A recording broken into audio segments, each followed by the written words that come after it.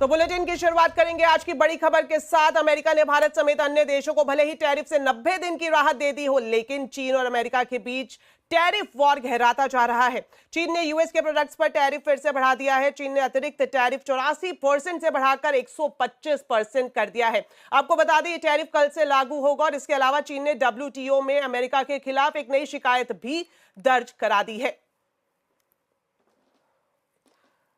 तो क्या होगा इस बढ़ते हुए टैरिफ वॉर का असर, इस पर पूरी अब बातचीत करते हैं। हमारे साथ मार्केट एक्सपर्ट मयूरेश जोशी जुड़ गए हैं। मयूरेश, स्वागत है आपका सीएनबीसी आवाज में। और सबसे पहले आपसे यही जानना चाहेंगे कि अमेरिका और चीन दोनों एक दूसरे पर टैरिफ बढ़ाते ही जा रहे हैं, इसकी वजह से बाजार भी रिएक्ट कर रहे हैं। तो क्या दोनों देशों के बीच में जो टैरिफ वॉर है अब लग रहा है लंबा खिंचने वाला है?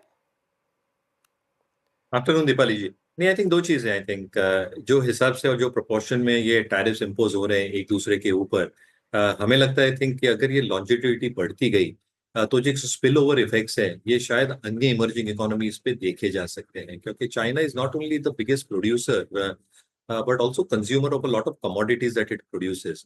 और अगर ये सारी चीजें यूएस मार्केट में एंट्री नहीं मिली तो entry barriers related to tariffs, ये सारी चीजें अन्य अन्य राज्यों में, अन्य अन्य देशों में अपना रास्ता ढूंढेंगी और इसके वजह से आई थिंक जो एक डंपिंग होगी या प्राइसिंग रिलेटेड इश्यूज होंगे ये काफी सिग्निफिकेंट हो सकते हैं। दूसरा, I think along with pricing जो करेंसी वॉर शायद स्टार्ट हो सकते हैं। A lot of other nations are negotiating with the US as we speak. वो कंबोडिया हो, वियतनाम हो, ऑस्ट्रेलिया हो, जापान हो, यूनियन हो और इवन इंडिया हो।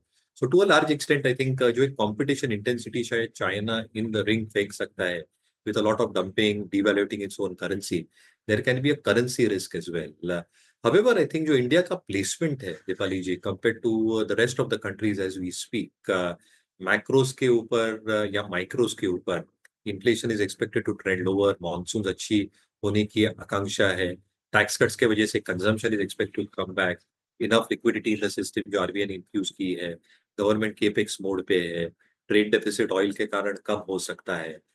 ये सारी चीजों की वजह से looking at global tariffs, uncertainty, US में एक base case scenario mild recession की बन रही है और इसलिए आई थिंक जो डॉलर इंडेक्स में एक आप मूव देख रहे हैं, अगर ये सिनेरियो प्ले आउट होता है तो US investors will try to look at other markets. Now जो फॉलोअर्स चाइना की तरफ गए थे पिछले कुछ महीनों में, आई थिंक वो शायद रिवर्स हो सकते हैं। जो कमोडिटी ड्रिवन इकोनॉमीज हैं, स्पेसिफिकली इमर्जिंग इकोनॉमीज, वहां पे थोड़ी दिक्कतें आ सकती है because of tariffs and slower growth. और इसलिए आई थिंक भारत एक विकल्प बन जाता है in terms of this global turmoil and volatility, जहां पे शायद एक स्थिरता compare to the rest of the globe रह सकती है। Obviously risk factors related to spill over effects, volatility in the markets might continue, but India शायद based on all these macro and micro factors with expectation of corporate earnings recovery शायद एक better place market रहे compare to the rest. बिल्कुल मयूरेश, मैं आपसे यही पूछना चाह रही थी कि अमेरिका और चीन के बीच में जो टैरिफ वॉर है, अगर भारत के हिसाब से देखें तो भारत को इसका किस तरह से फायदा मिलता हुआ दिखाई दे सकता है? सो दो तीन तरीके से। एक आई थिंक जो स्पिल ओवर इफेक्ट्स की हम बात कर रहे थे, that might happen for a large part of the universe, but क्योंकि आई थिंक जो टैरिफ इम्पोजिशंस इंडिया में रिलेटिवली लेस रह सकते हैं, a large part of our export pool जो हम करते हैं, for example outside services, pharmaceuticals, textiles, engineering products to a large extent, marine products to a large extent as well, यहाँ पे एक इंक्रीमेंटल बेनिफिट हमें हो सकता है, क्योंकि अन्य देशों के कंपैरिजन में अगर हम देखें तो एक रिलेटिवली बेटर प्लेस्ड परफॉर्मेंस की उम्मीद हम लगाए बैठ सकते हैं। और उम्मीद बाजार यही लगाए चल रहा है कि before July we will try and enter into a trade agreement with the US, जो दोनों देशों के लिए फेवरेबल होनी चाहिए। और अगर वैसा होता है तो मुझे लगता है आई थिंक ये चार पांच जो सेक्टर्स हैं जहाँ पे large part of our chunkier exports are, यहाँ पे एक बेनिफिशियल इम्पैक्ट शायद भारत को देखा जा सकता है। तो एक्सपोर्ट ओरिएंटेड सेक्टर्स में जहाँ पे पहले उम्मीद ये थी कि एब्सोल्यूट सॉफ्टनेस रह सकती है, वहां पे एक sharp recovery because of these factors. और डोमेस्टिक रीजंस की वजह से domestic oriented sectors anyway are expected to do well. So I think एक विन विन जैसी सिचुएशन भारत के लिए पेश होगी। जाहिर तौर पर अब लास्ट सवाल मयूरेश आपसे पूछना चाहेंगे, अगर मार्केट पर्सपेक्टिव से देखें, इन्वेस्टर पर्सपेक्टिव से देखें, तो उन्हें क्या करना चाहिए? क्या अभी खरीदारी शुरू करनी चाहिए या फिर अभी वेट एंड वॉच करना चाहिए? थोड़ा सिलेक्टिव रहना पड़ेगा, क्योंकि जैसे मैं कह रहा था, I think even if there are lot of positives Indian market या इंडियन बाजारों के लिए, we can not be immune from what is happening to the globe. और इसलिए आई थिंक ग्लोबल उथापतल वॉलेटिलिटी में, ग्लोबल मैक्रोस के कारण इंडियन मार्केट्स की जो एक अपसाइड पोटेंशियल है, ये थोड़ी आई थिंक डिलेड या लैग इफेक्ट के साथ शायद आ सकती है। ये सिनेरियो में हमारी उम्मीद है कि जो डोमेस्टिक ओरिएंटेड सेक्टर्स हैं, जो लीडरशिप स्टॉक्स है डोमेस्टिक सेक्टर्स में, जिसका टैरिफ से कोई रिलेशन नहीं होगा, for example domestic based agrochemical companies जो पूरी की पूरी डिपेंडेंट है in terms of domestic consumption, hospital stocks as an example, selective banking and financial names as an example, selective capital good names as an example, selective names within the defense space or power space as an example, जिससे global उठापतड़ से बहुत ज्यादा फर्क नहीं पड़ता।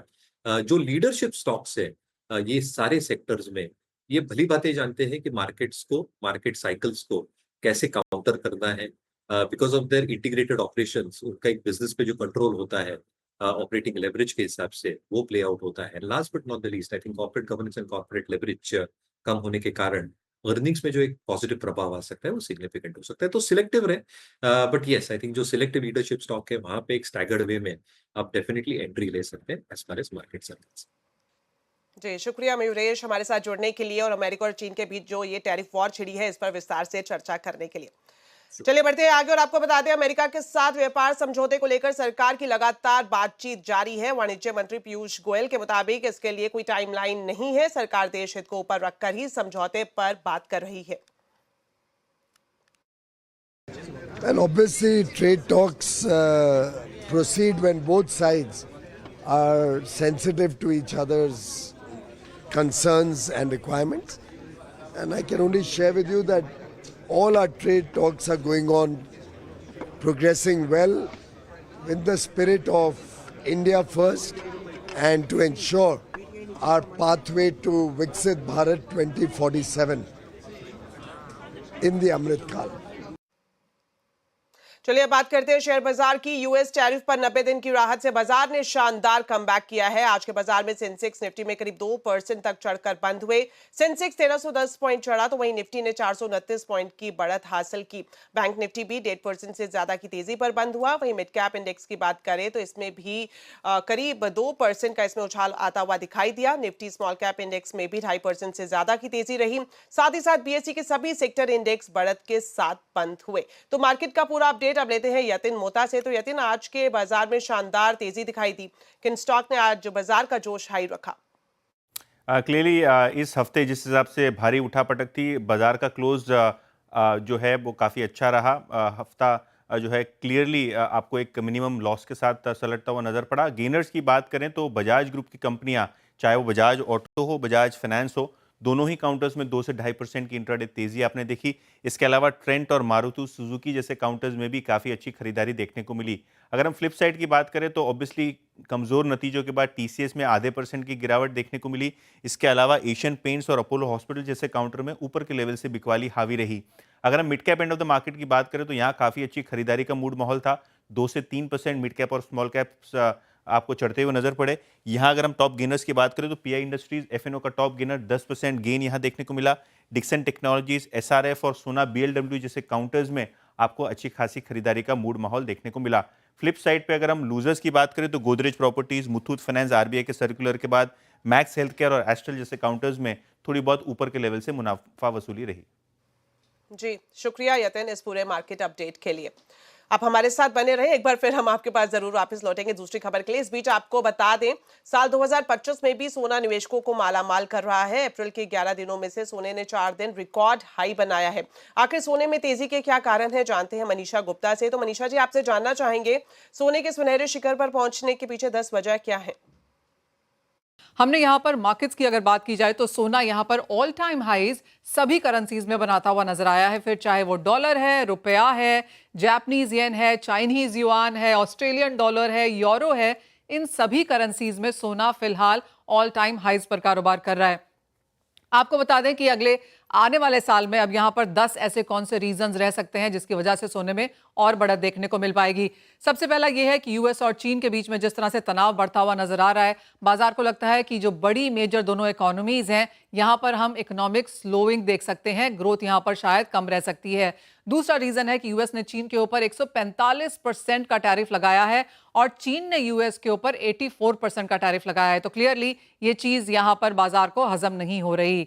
Trump ने बाकी देशों में ऑफकोर्स टैरिफ यहां पर 90 दिनों की रोक लगाई है, लेकिन बाजार को लगता है कि ये 90 दिन पहुंचते पहुंचते तक और इन 90 दिनों के बाद तक ये जो अनसर्टनिटी है अगले 3 महीनों की, वो भी सोना यहां पर अंदर फैक्टर इन कर रहा है। साथ ही साथ बाजार को यह भी लगता है कि इन्फ्लेशन कंसर्न्स यहां पर बढ़ सकती हैं। अगर आप इतने ज्यादा टैरिफ्स के साथ काम करेंगे तो सभी कमोडिटीज प्रोडक्ट्स के प्राइसेस यहां पर बढ़ेंगे और हायर इन्फ्लेशन का मतलब होता है सोने के प्राइसेस में यहां पर सपोर्ट आना।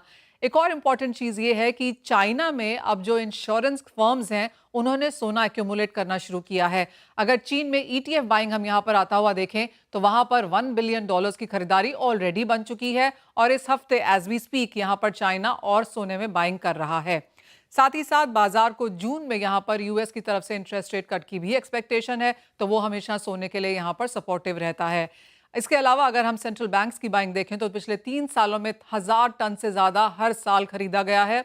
मार्केट्स ऐसा लगता है कि इस बार भी हम बाइंग अच्छी खासी देखेंगे। इवन अगर हम वो 1000 टन का लेवल आता हुआ नहीं देखते, लेकिन अगर ग्लोबल सेंट्रल बैंक्स बाइंग जारी रखते हैं तो उसका सपोर्ट रहेगा। साथ ही साथ जिस तरह से ग्लोबल अनसर्टनिटीज हैं मार्केट्स में जियोपॉलिटिक्स को लेकर, बिकॉज इजराइल हमास ले लें या रशिया यूक्रेन ले लें और कंट्रीज में जिस तरह का सिविल अनरेस्ट है, उसका फायदा भी यहां पर सोना उठा सकता है।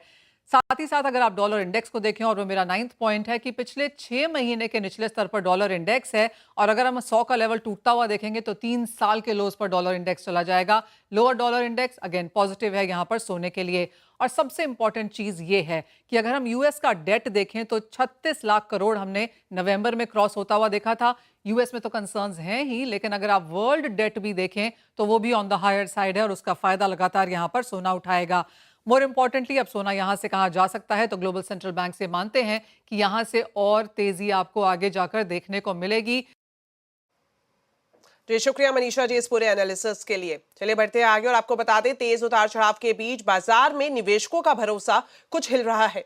एमफी ने मार्च एमएफ निवेश का डाटा जारी किया है, जिसमें इक्विटी एमएफ इनफ्लो 11 महीने के निचले स्तरों पर पहुंच गई है। साथ ही एसआईपी इनफ्लो में भी गिरावट दर्ज की गई है। डिटेल्स ले लेते हैं यतिन से। यतिन हमारे साथ जुड़े हुए हैं। यतिन बताएं, ये जो एमएफ निवेश का डेटा है किस ओर इशारा कर रहा है?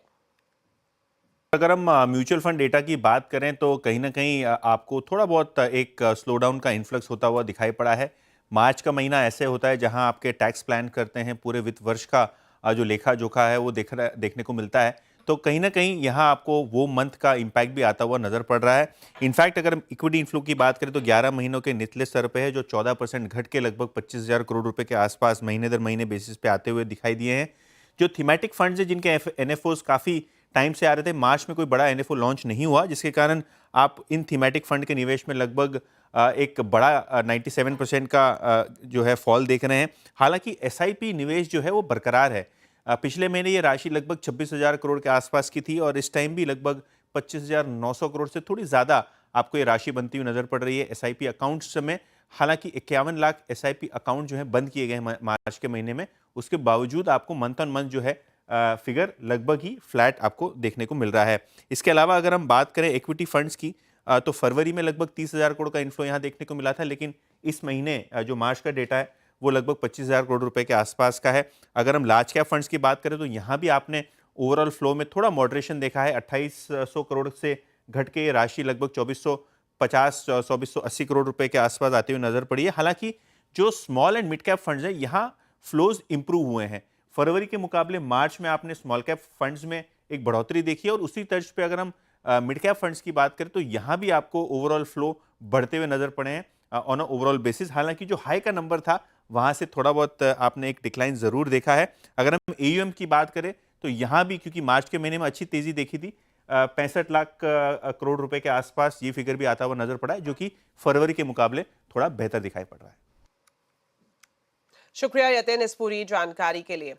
बाजार के फोकस में आईटी कंपनियां हैं। अमेरिका के डिफेंस डिपार्टमेंट पेंटागन ने एक्सेंचर और डेलॉयट के $5.1 बिलियन की आईटी सर्विसेज के कॉन्ट्रैक्ट को खत्म कर दिया है। इस खबर पर डिटेल्स लेते हैं असीम मनचंदा से। तो असीम बताएं क्या है पूरी खबर? अमेरिका में जब से ट्रंप सरकार ने कार्यभार संभाला तब से जितने भी वेस्टफुल एक्सपेंसेस हैं उनको कम करने की दिशा में काम किया जा रहा है। इतना ही नहीं, डिपार्टमेंट ऑफ गवर्नमेंट एफिशिएंसी बनाया गया है जो कि खर्चों में लगातार कटौती कर रहा है।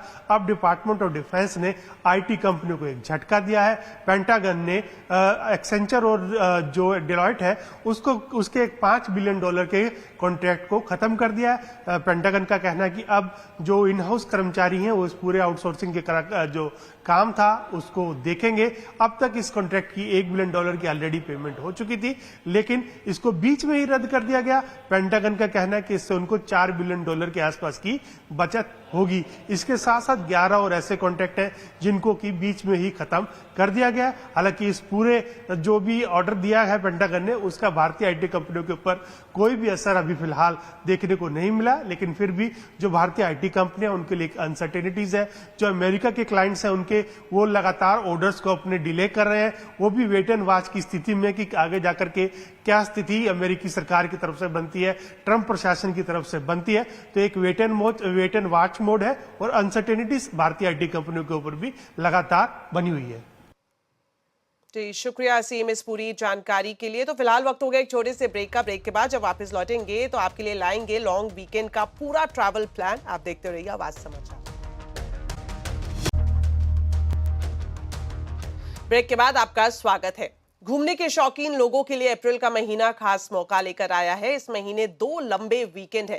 पहला लॉन्ग वीकेंड कल से शुरू हो रहा है, जबकि दूसरा लॉन्ग वीकेंड अगले हफ्ते है। अगर आपने अब तक प्लानिंग नहीं की है तो अभी भी देर नहीं हुई है, क्योंकि हमारे संवाददाता रोहन सिंह आपको कुछ ऐसी जगह बता रहे हैं जहां आप दिल्ली से सिर्फ चंद घंटों की दूरी में पहुंच सकते हैं और लंबे वीकेंड में छुट्टियों का मजा ले सकते हैं।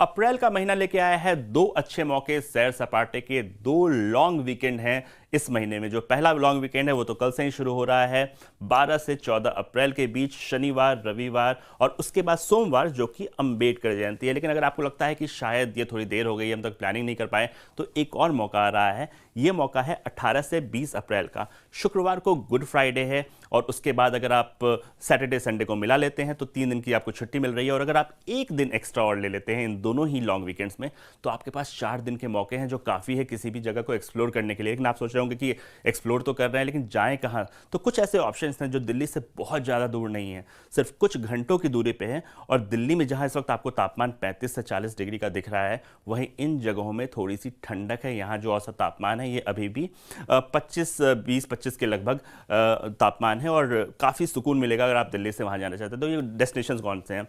सबसे पहले हम आपको बताते हैं जिम कॉर्बेट नेशनल पार्क के बारे में। हम ये क्यों बता रहे हैं? क्योंकि ये जो मौसम है, ये जो आमतौर पे अप्रैल से जून का जो मौसम माना जाता है, ये टाइगर साइटिंग के लिए बहुत अच्छा माना जाता है। आमतौर पे टाइगर अपने नेचुरल हैबिटेट से बाहर निकलते हैं और उन्हें देखने का एक अच्छा मौका यहाँ पे मिलता है। साथ ही अब यहाँ जाएं कैसे, तो ट्रेन और बस ये दोनों के ही विकल्प यहाँ पे मौजूद हैं।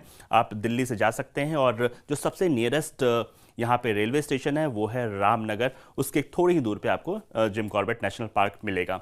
अब अगर आप जाएं तो खर्चा कितना होगा, तो औसतन अगर आप चाहे बस से जाते हैं या ट्रेन से जाते हैं, आपको लगभग एक अच्छी डिसेंट बस में या लग्जरी बस में 1500 रुपये का 1 वे का किराया आपको जिम कॉर्बेट पहुँचने में लगेगा। स्टे थोड़ा महंगा है, 4000 से 8000 के बीच आपको एक डिसेंट सा होटल मिलेगा, लेकिन ऑप्शंस बहुत सारे हैं, अपने बजट के हिसाब से आप चुन सकते हैं। जो दूसरा डेस्टिनेशन हम आपके लिए लेके आए हैं ये है नैनीताल। जी हाँ, झीलों की नगरी, आप पहाड़ी वादियों का आनंद ले सकते हैं। और सबसे खास बात है, दिल्ली से जाना बहुत आसान है। वहाँ पे कई सारी लग्जरी बसेस आपको यहाँ पे मिल जाएगी। जो सबसे पास का रेलवे स्टेशन है वो है काठगोदाम, लगभग 40 किलोमीटर दूर है। वहाँ से आप वहाँ पे जा सकते हैं। ट्रैवल खर्च कितना आएगा, तो 1500 से 2000 के बीच आप किसी भी अच्छी लग्जरी बस में आप ट्रैवल खर्च कर सकते हैं। 1 वे का किराया है ये। स्टे आपको लगभग 3000 रुपये से शुरू होता है। इसके बात करते हैं हम एक और डेस्टिनेशन की, वो है लैंसडाउन। काफ़ी सुकून मिलेगा यहाँ पे। साइलेंट वैली है, यहाँ पे वॉर मेमोरियल है और दिल्ली से पास है, लेकिन काफ़ी ज़्यादा सुकून आपको यहाँ मिलेगा, भीड़ भाड़ से दूर। ट्रैवल खर्च भी कम है, लगभग आप 1000 रुपये में दिल्ली से लैंसडाउन पहुँच सकते हैं अगर आप किसी अच्छी बस को लेते हैं तो। खर्चा जो है लगभग 3000 से 6000 रुपये तक का स्टे का खर्च है। इसके बाद का डेस्टिनेशन है शिमला। शिमला की बात हम इसलिए कर रहे हैं क्योंकि यहाँ पे टेम्परेचर अभी भी 15 से 20 डिग्री का है, जबकि दिल्ली में आप देख सकते हैं कितनी गर्मी है, 40 के लगभग पहुँचने वाला है। ट्रैवल खर्च लगभग 1500 रुपये। यहाँ भी आपको काफ़ी ज़्यादा कई सारी बसेस मिलेंगी। स्टे थोड़ा महंगा है क्योंकि एक पॉपुलर टूरिस्ट डेस्टिनेशन है। आपको यहाँ पे 4,000 से 8,500 रुपये तक का स्टे आपको यहाँ पे मिलेगा। और लास्ट में हम बात करते हैं धर्मशाला और मैक्लोडगंज की। यहाँ पे धौलाधार की वादियाँ हैं, भागसू वाटरफॉल है, और सबसे खास बात एक तिब्बतन कल्चर का अगर आप आनंद लेना चाहते हैं तो ये वो जगह है। यहाँ पर जो अच्छी लग्जरी बसेस में अगर आप जाते हैं किसी अच्छी तो वहाँ पे आपको लगभग 2,000 रुपये का किराया देना पड़ेगा और स्टे लगभग 3,500 से 7,000 रुपये का है। तो ये कुछ ऑप्शंस हैं जो दिल्ली के पास हैं, लेकिन आप किसी और शहर में रहते हैं तो अपने आसपास के उन डेस्टिनेशंस को देख सकते हैं। लेकिन जो चीज़ इंपॉर्टेंट है कि चूंकि 2 अच्छे मौके आ रहे हैं, लॉन्ग वीकेंड आ रहे हैं, तो इस मौके को गवाएं नहीं, बल्कि सैर सपाटे में कहीं ना कहीं अपने आसपास एक्सप्लोर जरूर करें। चलिए अब बात करते हैं प्रधानमंत्री नरेंद्र मोदी के वाराणसी दौरे की। प्रधानमंत्री नरेंद्र मोदी आज अपने संसदीय क्षेत्र वाराणसी के 50वें दौरे पर पहुंचे। एयरपोर्ट पर उतरते ही उन्होंने काशी में हाल ही में हुई गैंगरेप की घटना को लेकर अधिकारियों से रिपोर्ट ली। जनसभा के दौरान प्रधानमंत्री ने 3880 करोड़ रुपए की 44 परियोजनाओं का उद्घाटन और शिलान्यास किया। इसके साथ ही 2255 करोड़ रुपए की लागत वाली 25 नई परियोजनाओं की नींव भी रखी।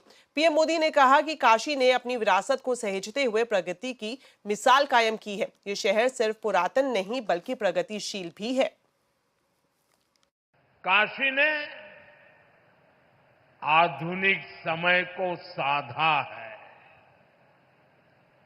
विरासत को संजोया है और भविष्य को उज्जवल बनाने की दिशा में मजबूत कदम रखे हैं। आज काशी सिर्फ पुरातन नहीं, मेरी काशी प्रगतिशील भी है। कॉल करने वाले उपभोक्ता का नंबर के साथ नाम दिखाने का इंटर ऑपरेटर ट्रायल अगले हफ्ते तक पूरा हो जाएगा। दूरसंचार विभाग ने टेलीकॉम कंपनियों को ट्रायल पूरा कर 18 अप्रैल तक रिपोर्ट देने को कहा है। इस खबर पर पूरी जानकारी दे रहे हैं असीम मनचंदा। साइबर फ्रॉड रोकने के लिए सरकार चाहती थी कि जो कॉल करने वाला उपभोक्ता है उसके नंबर के साथ साथ उसका नाम भी दिखाई दे। ऐसे में सरकार ने टेलीकॉम कंपनियों को इसका ट्रायल करने के निर्देश दिए थे। अभी हरियाणा और महाराष्ट्र के अंदर इसका ट्रायल चल रहा है। जो हमें सूत्र बता रहे हैं कि सरकार ने इंटर ऑपरेटर ट्रायल जल्द ही पूरा करने के टेलीकॉम कंपनियों को निर्देश दिए हैं। कंपनियों को 14 अप्रैल तक ये ट्रायल पूरा करना पड़ेगा और 18 अप्रैल तक सरकार को अपनी रिपोर्ट सौंपनी पड़ेगी। बताना पड़ेगा कि हमने ये ट्रायल पूरा कर लिया और इसके रिजल्ट किस तरह से रहे। उसके रिजल्ट्स देखने के बाद सरकार टेलीकॉम कंपनियों को चरणों में इसको इंप्लीमेंट करने के निर्देश दे सकती है। पहले जितने भी 4G ग्राहक है, 5G ग्राहक है, उनको नाम दिखाई देने की शुरुआत होगी। हालांकि जो BSNL के 2G ग्राहक है या वोडाफोन आइडिया के 2G ग्राहक है, उनको नाम दिखने में थोड़ा सा वक्त लग सकता है। सरकार चाहती है कि इसको जल्द से जल्द लागू किया जाए ताकि साइबर फ्रॉड के ऊपर रोक लगे। तो सरकार इसको कई फेजेस के अंदर इंप्लीमेंट करने की तैयारी कर रही है। तो इसी के साथ इस बुलेटिन में फिलहाल इतना ही। आप खबरों पर अपडेट रहें, CNBC आवाज से जुड़े रहें हमारे सोशल मीडिया हैंडल्स के जरिए। नमस्कार।